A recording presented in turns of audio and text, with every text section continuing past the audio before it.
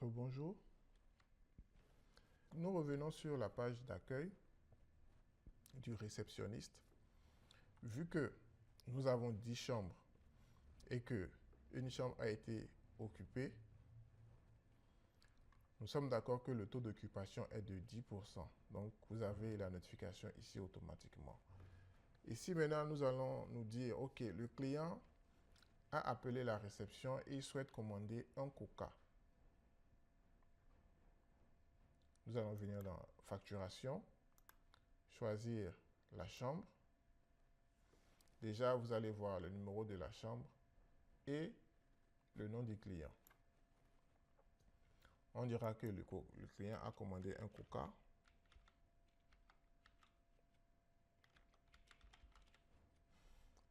Et que le montant fait 1000 francs CFA. Nous allons l'ajouter. Le client qui devait 11 000 francs CFA doit maintenant 12 000 francs CFA. Vous voyez. Nous allons nous dire, OK, le client a soldé.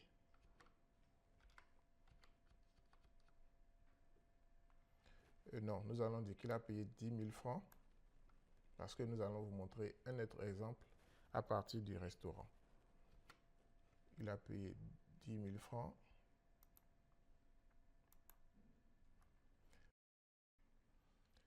Maintenant, nous allons nous connecter au compte du restaurant.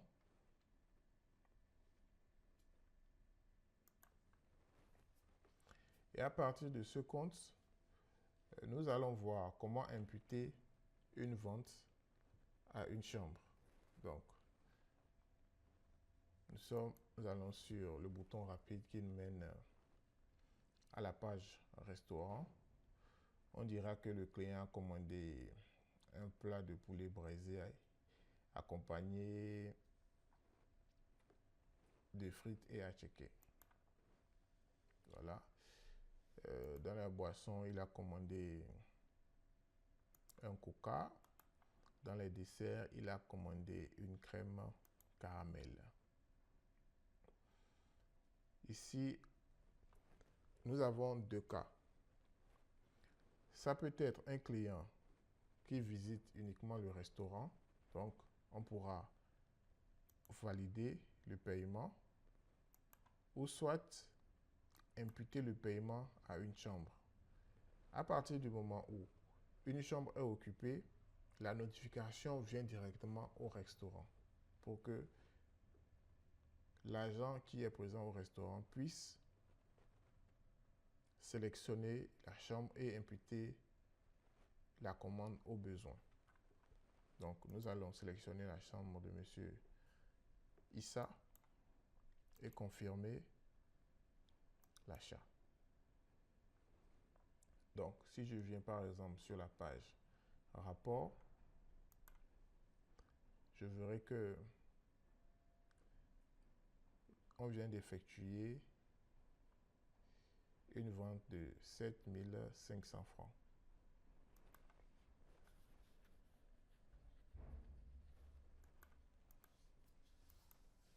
Donc, c'est généralement le fonctionnement du restaurant. Donc, je vais me déconnecter d'ici. Et j'avais oublié, ici, nous avons entre-temps parlé de la gestion de stock.